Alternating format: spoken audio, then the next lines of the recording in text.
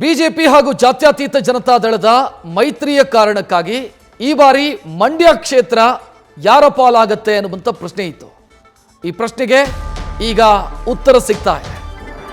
ಜಾತ್ಯತೀತ ಜನತಾ ದಳದ ಕ್ಯಾಂಡಿಡೇಟ್ ಮಂಡ್ಯದಿಂದ ಸ್ಪರ್ಧೆ ಮಾಡೋದು ಬಹುತೇಕ ಖಚಿತ ಆಗಿದೆ. ದಳಪತಿಗಳ ತೆಕ್ಕೆಗೆ ಸಕ್ಕರೆ ನಾಡು ಮಂಡ್ಯ ಬಿದ್ದಿದೆ. ದಳಪತಿಗೆ ಭದ್ರಕೋಟೆಯನ್ನು ಬಿಟ್ಟು ಕೊಡೋದಕ್ಕೆ ಬಿಜೆಪಿ ಅಸ್ತು ಹೊಂದಿದೆ. ಅಳೆದು ತೂಗಿ ಮಂಡ್ಯ ಬಿಟ್ಟು ಕೊಡೋದಕ್ಕೆ ಬಿಜೆಪಿ ಹೈಕಮಾಂಡ್ ಒಪ್ಪಿದೆ. ಆ ಮೂಲಕ ಮಂಡ್ಯದಿಂದ ಜಾತ್ಯತೀತ ಜನತಾದಳದ ಅಭ್ಯರ್ಥಿ ಕಣಕ್ಕಿಳಿಯೋದು ಖಚಿತ ಆಗಿದೆ. ಯಾರು ಅಂತಂದ್ರೆ ಮಾಜಿ ಸಂಸದ CS ಪುಟ್ಟರಾಜು ಅವರ ಹೆಸರು ಈಗ ಫೈನಲ್ಲು ಅಂತ ಹೇಳಲಾಗ್ತಾ ಇದೆ.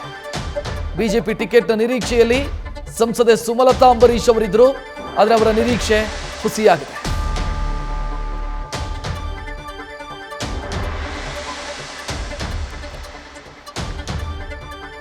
ಈ ಬಗ್ಗೆ ಹೆಚ್ಚಿನ ಡೀಟೇಲ್ ನೀಡೋದಕ್ಕೆ ನಮ್ಮ ಪ್ರತಿನಿಧಿ ಗಣಪತಿ ನೇರ ಸಂಪರ್ಕದಲ್ಲಿ.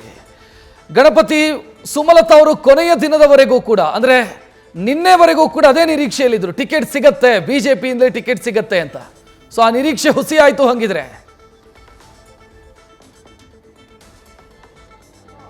ಖಂಡಿತ. ಯಾಕಂತಂದ್ರೆ ಬಿಜೆಪಿ JDS ನಾಯಕರ ಮೈತ್ರಿಯ ಒಂದಷ್ಟು ಮಾನದಂಡಗಳಿರ್ಬೋದು ಅಥವಾ ಮೈತ್ರಿಯ ಒಂದಷ್ಟು ಸೂಚನೆಗಳಿರ್ಬೋದು, ಜೊತೆಗೆ ಒಗ್ಗಟ್ಟಿಂದ ಹೋಗ್ಬೇಕು ಅನ್ನೋ ಒಂದಷ್ಟು ಹೋರಾಟಗಳಿರ್ಬೋದು. ಈ ನಿಟ್ಟಿನಲ್ಲಿ ಚರ್ಚೆ ಮಾಡೋದಾದ್ರೆ ಖಂಡಿತವಾಗಿ ಕೂಡ ಮೊದಲಿಂದನೂ ಕೂಡ JDS ನಾಯಕರು ನಮಗೆ ಹಾಸನ ಹಾಗೂ ಮಂಡ್ಯ ಎರಡು ಕ್ಷೇತ್ರಗಳು ಬಿಟ್ಕೊಡ್ಲೇಬೇಕಾದಂತಹ ಅನಿವಾರ್ಯತೆ ಇದೆ ಅಂತ ಒಂದಷ್ಟು ಸ್ಪಷ್ಟ ಸಂದೇಶವನ್ನ ಬಿಜೆಪಿ ಹೈಕಮಾಂಡ್ ನಾಯಕರಿಗೆ ಕಳಿಸಿರುವಂತದ್ದು. ಇದರ ಹಿನ್ನೆಲೆಯಲ್ಲಿ ನಾವು ನೋಡೋದಾದ್ರೆ ಮಂಡ್ಯ ಈಗಾಗಲೇ ಸುಮಲತಾ ಅವರು ಭಾರಿ ನಿರೀಕ್ಷೆ ಇಟ್ಕೊಂಡಿದ್ರು. ಜೊತೆಗೆ ಮಂಡ್ಯದಲ್ಲಿ ಸುಮಲತಾ ಅವರು ಸ್ಪರ್ಧೆ ಮಾಡ್ತಾರ ಅಥವಾ ಪಕ್ಷೇತರವಾಗಿ ಪುನಃ ಮತ್ತೆ ಸ್ಪರ್ಧೆ ಮಾಡುವಂತ ಸಾಧ್ಯತೆ ಇದೆಯಾ ಅಥವಾ ಬಿಜೆಪಿಯಿಂದಲೇ ಟಿಕೆಟ್ ಸಿಗುವಂತ ಸಾಧ್ಯತೆ ಇದೆ, ಈ ಎಲ್ಲಾ ಬಗೆಯ ಚರ್ಚೆಗಳು ಕೂಡ ನೋಡಿದ್ವಿ. ಆದ್ರೆ ಎಲ್ಲೋ ಒಂದ್ ಕಡೆ JDS ನಾಯಕರೇ ಸಂಪೂರ್ಣವಾಗಿ ಒಗ್ಗಟ್ಟಿಂದ ಹೋರಾಟ ಮಾಡಲಿಕ್ಕೆ ಸ್ಥಳೀಯ ಮಟ್ಟದಲ್ಲಿ ಎಲ್ಲೋ ಒಂದ್ ಕಡೆ ಹಿಂದೇಟು ಕೂಡ ಹಾಕ್ತಾ ಇರುವಂತದ್ದು ಈ ನಿಟ್ಟಿನಲ್ಲಿ ನೋಡೋದಾದ್ರೆ. ಜೊತೆಗೆ ಈಗಾಗಲೇ ಕುಮಾರಸ್ವಾಮಿ ಅವರು ಕೂಡ ಸ್ಥಳೀಯ JDS ನಾಯಕರ ಜೊತೆಗೆ ಒಂದಷ್ಟು ಸಂಧಾನ ಸಭೆಗಳನ್ನ ನಡೆಸಿ ಸಂಪೂರ್ಣವಾಗಿ ಒಗ್ಗಟ್ಟಿಂದ ಹೋಗೋಣ, ಜೊತೆಗೆ ಈಗಾಗಲೇ ಬಿಜೆಪಿ ಹೈಕಮಾಂಡ್ ನಾಯಕರು ಕೂಡ JDSಗೆ ಈ ಮೈತ್ರಿ ಟಿಕೆಟ್ ಅನ್ನ ಬಿಟ್ಕೊಟ್ಟಿದ್ದಾರೆ. ಈ ಹಿನ್ನೆಲೆಯಲ್ಲಿ ನಾವು ಈ ಕ್ಷೇತ್ರವನ್ನ ಗೆಲ್ಲಲೇಬೇಕಾದಂತ ಅನಿವಾರ್ಯತೆ ಇದೆ. ಹೀಗಾಗಿ ಸ್ಥಳೀಯ JDS ನಾಯಕರ ಜೊತೆಗೆ ಒಂದಷ್ಟು ಒಗ್ಗಟ್ಟಿನ ಮಂತ್ರಗಳನ್ನ ಜಪಿಸಿ ಈಗಾಗಲೇ ಒಂದಷ್ಟು ಯುದ್ಧಕ್ಕೆ ಸನ್ನದ್ಧರಾಗಿರುವಂತದ್ದು. ಪ್ರಮುಖವಾಗಿ ಗಮನಿಸಬೇಕಾದ್ರೆ ಈಗಾಗಲೇ ಸುಮಲತಾ ಅವರು ಯಾವೆಲ್ಲ ನಿರ್ಧಾರವನ್ನ ತೆಗೆದುಕೊಳ್ತಾರೆ ಅನ್ನೋದು ಕೂಡ ಸಾಕಷ್ಟು ಕುತೂಹಲ ಇರುವಂತದ್ದು. ಈ ನಿಟ್ಟಿನಲ್ಲಿ ನಾವು ಚರ್ಚೆ ಮಾಡ್ಲಿಕ್ಕೆ ಹೋದ್ರೆ JDS ಅವರು ಮೊದಲಿಂದಲೂ ಕೂಡ ಅಂದ್ರೆ JDS ನಿಂದ ನಮಗೆ ಸಿಗುತ್ತೆ ಅಥವಾ ಮೈತ್ರಿ ಟಿಕೆಟ್ ನಾವೇ ಪಡೆದುಕೊಳ್ತೀವಿ ಅನ್ನೋ ನಿಟ್ಟಿನಲ್ಲಿ ಒಂದಷ್ಟು ಚರ್ಚೆ ಆಗ್ತಿತ್ತು. ಆದ್ರೆ ಅಲ್ಲಿ ಅಭ್ಯರ್ಥಿಗಳು ಯಾರಾಗಬೇಕು ಅಥವಾ ಅಭ್ಯರ್ಥಿಗಳು ಯಾರಿದ್ದಾರೆ, ಕುಮಾರಸ್ವಾಮಿ ಅವರು ಏನಾದ್ರು ಕೂಡ ಸ್ಪರ್ಧೆ ಮಾಡ್ತಾರ, ಈ ಎಲ್ಲಾ ನಿಟ್ಟಿನಲ್ಲಿ ಕೂಡ ಚರ್ಚೆ ಆಗ್ತಿತ್ತು. ಕೊನೆ ಹಂತದಲ್ಲಿ ನೋಡೋದಾದ್ರೆ JDS ಇಂದ CS ಪುಟ್ಟರಾಜು ಅವರು ಸ್ಪರ್ಧೆ ಮಾಡ್ತಾರೆ ಅನ್ನೋದು ಬಂದಾಗ ಎಲ್ಲೊಂದ್ ಕಡೆ ಸ್ಥಳೀಯ ನಾಯಕರೇ ಅಂದ್ರೆ ಸ್ಥಳೀಯ JDS ನಾಯಕರೇ ಇದಕ್ಕೆ ವಿರೋಧವನ್ನ ವ್ಯಕ್ತಪಡಿಸುವಂತ ನಿಟ್ಟಿನಲ್ಲಿ ಕೂಡ ಚರ್ಚೆ ಮಾಡ್ತಾ ಇದ್ರು. ಅದರ ಹಿನ್ನೆಲೆಯಲ್ಲಿ ಇವತ್ತು ಕುಮಾರಸ್ವಾಮಿ ಅವರು ಒಂದು ಸಂಧಾನ ಸಭೆಯನ್ನು ನಡೆಸ್ತಾರೆ.